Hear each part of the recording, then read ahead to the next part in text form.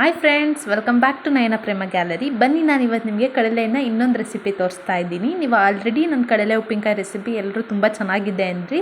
ಈಗ ಮಾಡೋ ಕಡಲೆ ಪಲ್ಯನೂ ಸಹ ಅಷ್ಟೇ ಚೆನ್ನಾಗಿರುತ್ತೆ. ಒಂದ್ಸರಿ ಟ್ರೈ ಮಾಡಿ ಮನೇಲಿ. ಬನ್ನಿ ಸ್ಟಾರ್ಟ್ ಮಾಡೋಣ. ಕಡಲೆ ಪಲ್ಯ, ಕಡಲೆ ತಾಳು ಅಂತಲೂ ಅಂತಾರೆ ಇದನ್ನು ನಮ್ಮ ಕಡೆ. ಹೆಂಗೆ ಮಾಡೋದಂತ ನೋಡೋಣ. ಫಸ್ಟ್ ಕಡಲೆನ ತುರ್ಕೋಬೇಕು.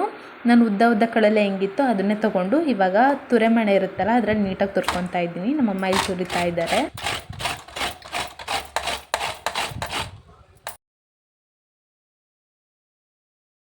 ಏನಾದರೂ ಕಡಲೆ ಬೇಗ ತಂದಿದ್ರಿ ಬಟ್ ಹೆಂಗೆ ಸ್ಟೋರ್ ಮಾಡೋದು ಗೊತ್ತಿಲ್ಲ ಅಂದರೆ ಫ್ರಿಜ್ಜಲ್ಲೆಲ್ಲ ಇಡಬಾರ್ದು. ಇದನ್ನು ಹೆಂಗೆ ಸ್ಟೋರ್ ಮಾಡ್ಬೋದು ಅಂದರೆ ಒಂದು ಪಾತ್ರೆಯಲ್ಲಿ ನೀರು ಹಾಕಿ ಕಡಲೆಗಳನ್ನು ಡೈರೆಕ್ಟ್ ನೀರಿಗೆ ಹಾಕಿ ಒಂದು ತಟ್ಟೆ ಮುಚ್ಚಿಟ್ರೆ ಎಷ್ಟು ದಿನ ಆದರೂ ಏನೂ ಆಗಲ್ಲ, ಇಡ್ಬೋದು. ಬಟ್ ಭಾಳ ದಿನ ಇಟ್ಟರೆ ಚೆನ್ನಾಗಾಗಲ್ಲ, ಅದು ಸ್ಮೆಲ್ಲೆಲ್ಲ ಬರುತ್ತೆ. ಒಂದು 2-3 ದಿನಗಟ್ಟಲೆ ಇಡ್ಬೋದು. ತುರಿಬೇಕಾದ್ರೆ ಮೇಲ್ಗಡೆ ಗಟ್ಟಿ ಸಿಪ್ಪೆ ಬರುತ್ತೆ. ಅಂದರೆ ಇವಾಗ ಬಿದ್ದರಲ್ಲಿ ಒಂಥರ ಸಿಬ್ರು ಇರುತ್ತಲ್ಲ, ಆ ಥರ ಮೇಲ್ಗಡೆ ಸಿಪ್ಪೆನ ತೆಗೆದುಬಿಟ್ಟು ಏನು ಒಳಗಡೆ ಇರುತ್ತೆ ಅದನ್ನು ತುರಿದ್ರೆ ಆಯಿತು. ತುರಿಬೇಕಾದ್ರೆ ಒಂದೇ ಹಿಡ್ಕೊಂಡು ತುರಿಯೋದು, ಬಟ್ ಆ ಥರ ಸಿಪ್ಪೆ ಬಂದಾಗ ಎತ್ತಿಡ್ತಿದ್ದೀವಿ. ನಾವು ಸೈಡಲ್ಲಿ ಇಟ್ಟಿರ್ತಿದ್ದೀವಿ ನೋಡಿರಿ. ಆ ಥರ ನೋಡಿರಿ, ಹಿಂಗೆ ತುರ್ಕೊಂಡಾದ್ಮೇಲೆ ಅದು ನೀಟಾಗಿ ಬಂದಿದೆ. ತುರೆ ಎಲ್ಲ ನಿಮಗೆ ಕಾಣಿಸ್ತಿರ್ಬೋದು. ಇವಾಗ ಇದನ್ನು ಒಂದು ನೀರಲ್ಲಿ ಹಾಕಿ ನೀಟಾಗಿ ತೊಳ್ಕೊಂಡಿದ್ದೀನಿ. ತೊಳ್ಕೊಂಡಾದ್ಮೇಲೆ ಇನ್ನೊಂದು ಸ್ವಲ್ಪ ನೀರು ಹಾಕಿ ಇದನ್ನು ಇವಾಗ ಬೇಯಕ್ಕೆ ಇಟ್ಟಿದ್ದೀನಿ. ನೋಡಿರಿ, ನಾನು ಇಷ್ಟು ಕಡಲೆ ತೊಗೊಂಡಿದ್ದೀನಿ, ಅಂದರೆ ಅಷ್ಟು ಪ್ರಮಾಣದಲ್ಲಿದೆ ನೋಡಿ ಕಡಲೆ ತುರಿದಿರೋದು. ಇವಾಗಿದು ಕುದಿ ಬರಬೇಕು, ಅಲ್ಲಿ ತನಕ ನೀಟಾಗಿ ಕುದಿಸ್ಕೋಬೇಕಾಗುತ್ತೆ. ಅದಾದಮೇಲೆ ಈ ಕಡೆ ಸೈಡಲ್ಲಿ, ಆ ಕಡೆ ಕುದಿತಿದೆ ನೀರು, ಈ ಕಡೆ ಸೈಡಲ್ಲಿ ಒಂದು 5-6 ಮೆಣಸಿನ್ಕಾಯಿ, ಯಾವ ಮೆಣಸಿನ್ಕಾಯಿ ಆದರೂ. ಆಮೇಲೆ 1 ಟೇಬಲ್ ಸ್ಪೂನಷ್ಟು ಕಾಳು ಮೆಣಸು ತೊಗೊಂಡಿದ್ದೀನಿ, ನಿಮಗೆ ಗೊತ್ತಿರ್ಬೋದು, ಪೆಪ್ಪರ್. ಅದನ್ನು ಹಾಕಿ ಫ್ರೈ ಮಾಡ್ಕೊತಾ ಇದ್ದೀನಿ. ಮೆಣಸಿನ್ಕಾಯಿ ಗಡಿ ಅನ್ನೋ ತನಕ ಫ್ರೈ ಮಾಡ್ಕೋಬೇಕಾಗತ್ತೆ.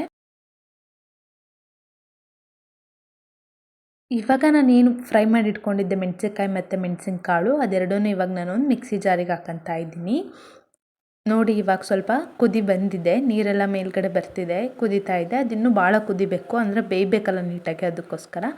ಕಂಪ್ಲೀಟ್ ಬೆಂದಾದಮೇಲೆ ಒಂದು ಜರಡಿ ತೊಗೊಂಡು ನೀರನ್ನೆಲ್ಲ ಸೋಸ್ಕೊಂಡು ಬರೀ ಏನು ತುರಿ ಇರುತ್ತೆ ಅದನ್ನಷ್ಟೇ ಇಟ್ಕೊಂಡಿದ್ದೀನಿ. ಇವಾಗ ನಾನು ಇನ್ನೊಂದು ಸೈಡಲ್ಲಿ ಪಲ್ಯಕ್ಕೆ ಬೇಕಾಗಿರೋಂಥ ಬೇಳೆ ಹಾಕೊತಾ ಇದ್ದೀನಿ. ನಿಮಗೆ ಗೊತ್ತಿರ್ಬೋದು, ಅವರೇ ಬೇಳೆ. ಅದನ್ನು ನಾನು 1 ಬಟ್ಲಷ್ಟು ಹಾಕ್ಕೊತಿದ್ದೀನಿ.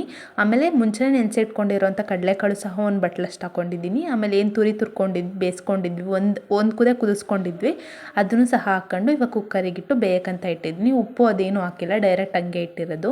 ನೆಂದಿರೋ ನೀರಿದೆಯಲ್ಲ ಅದನ್ನೇ ಹಾಕ್ಕೊಂಡಿದ್ದೀನಿ, ಮತ್ತು ಎಕ್ಸ್ಟ್ರಾ ನೀರೇನೂ ಹಾಕಿಲ್ಲ. ಇವಾಗ ಒಂದು 5-6 ಬೆಳ್ಳುಳ್ಳಿನ ಸಿಪ್ಪೆ ಬಿಡಿಸಿ ಕುಟ್ಟಕ್ಕಂತ ಇಟ್ಟಿದ್ದೀನಿ. ಒಳಲ್ಲಿ ಕುಟ್ತಾ ಇದ್ದೀನಿ. ಇದು ಸ್ವಲ್ಪ ಸಣ್ಣಕ್ಕಾಗೋ ತನಕ ನೀಟಾಗಿ ಕುಟ್ಕೋಬೇಕು. ಇವಾಗ ನಾನು ಆವಾಗಲೇ ತೋರಿಸಿದ್ನಲ್ಲ ಮಿಕ್ಸಿ ಜಾರಿಗೆ ಹಾಕ್ಕೊಂಡಿದ್ದೀನಿ ಅಂತ, ಅದನ್ನು ಮಿಕ್ಸಿ ಮಾಡಿರಲಿಲ್ಲ, ಇವಾಗ ಮಾಡ್ತಾಯಿದ್ದೀನಿ. ನೋಡ್ತಿರ್ಬೋದು ನೀವು ಎಷ್ಟು ಸಣ್ಣ ಪುಡಿ ಆಗಿದೆ ಅಂತ. ನೀವು ಮೆಣಸಿನ್ಕಾಯಿನ ಗರಿಯಾಗಿ ಹುರ್ಕೊಂಡ್ರೆ ಮಾತ್ರ ಅಷ್ಟು ಚೆನ್ನಾಗಿ ಪುಡಿ ಬರೋದು.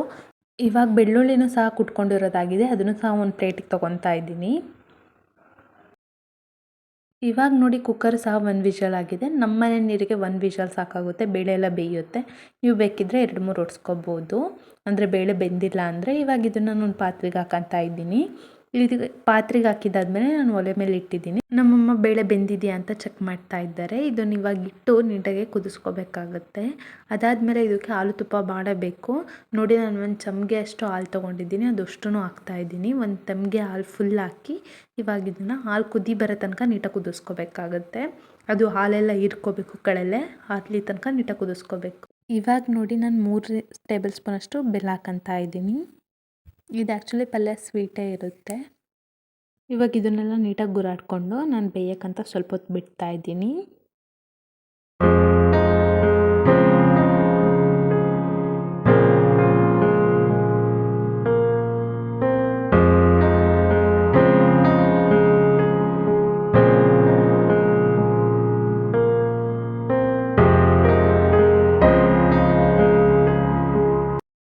ಇವಾಗ ನೋಡ್ತಿರ್ಬೋದು ನೀವು, ವೈಟ್ ಕಲರ್ ಆಗಿದೆ ಪಲ್ಯ, ಮತ್ತು ನೋಡಿ ನೀಟಾಗಿ ಬೆಂದಿದೆ ಎಲ್ಲ.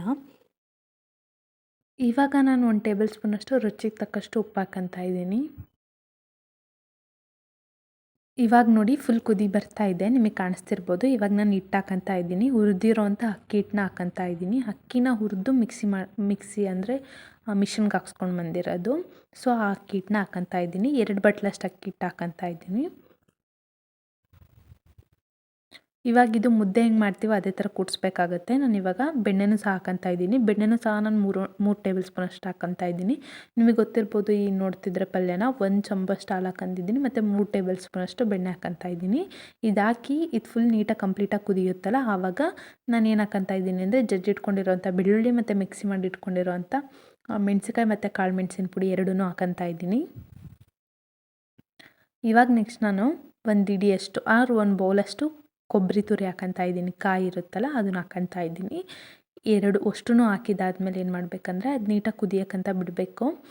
ನಾವಿವಾಗ ಮುದ್ದೆ ಹೆಂಗೆ ಮಾಡ್ತೀವೋ ಅದೇ ಥರ ಅದು ಕಂಪ್ಲೀಟ್ ಕುದ್ದಾದ್ಮೇಲೆ ಹಿಟ್ಟನ್ನೆಲ್ಲ ನೀಟಾಗಿ ಗೂರಾಡಿ ಮುದ್ದೆ ಥರ ಮಾಡ್ಕೊಂಡ್ರೆ ಆಯಿತು ಪಲ್ಯ. ನಾನು ನಿಮಗೆ ತೋರಿಸ್ತೀನಿ, ವಿಡಿಯೋ ಫುಲ್ ನೋಡಿದರೆ ಗೊತ್ತಾಗುತ್ತೆ ನಿಮಗೆ ಹೆಂಗೆ ಮಾಡೋದಂತ. ಇದಂತೂ ಪಲ್ಯ ತುಂಬ ಪ್ರೊಸೀಜರ್ ಅನಿಸುತ್ತೆ, ಲಾಂಗ್ ಪ್ರೊಸೀಜರು. ನೀವು ನೋಡ್ತಿರ್ಬೋದು ವಿಡಿಯೋ ಟೈಮಿಂಗ್ಸ್ ಎಷ್ಟಿದೆ ಅಂತ. ತುಂಬ ಕಷ್ಟ ಈ ಪಲ್ಯ ಮಾಡೋದಂತಲೂ ಹೇಳ್ತೀನಿ ನಾನು. ಬಟ್ ಟೇಸ್ಟ್ ತುಂಬ ಚೆನ್ನಾಗಿರುತ್ತೆ ಮತ್ತು ಹೆಲ್ತಿಗೂ ತುಂಬ ಅಂದರೆ ತುಂಬ ಒಳ್ಳೆಯದು. ರೊಟ್ಟಿ ಜೊತೆ ಮಾತ್ರ ಪರ್ಫೆಕ್ಟ್ ಕಾಂಬಿನೇಷನ್ ಅಂತಲೇ ಹೇಳ್ಬೋದು, ಚಪಾತಿಗಿಂತ. ಇವಾಗ ನೋಡಿ ಮುದ್ದೆ ಥರ ಆದಮೇಲೆ ಗುರಾಡ್ತಾ ಇದ್ದೀನಿ. ನೀಟಾಗಿ 1 ಗಂಟೆ ನೀಟಾಗಿ ಗುರಾಡ್ಕೋಬೇಕಾಗುತ್ತೆ.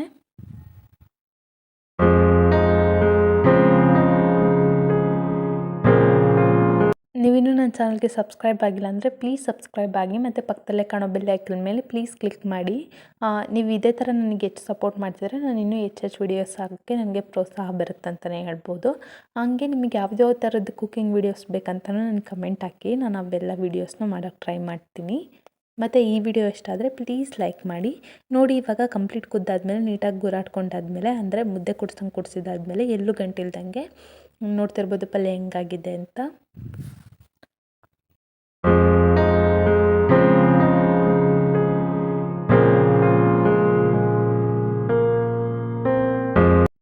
ನೋಡಿದ್ರಲ್ಲ ಕಳಲೆ ತಾಳು ಅಥವಾ ಕಳಲೆ ಪಲ್ಯನ ಹೆಂಗೆ ಮಾಡೋದಂತ. ಇದನ್ನು ರೊಟ್ಟಿ ಮತ್ತು ತುಪ್ಪದ ಜೊತೆ ಹಾಕೊಂಡು ತಿಂದರೆ ತುಂಬ ಚೆನ್ನಾಗಿರುತ್ತೆ ಟೇಸ್ಟು.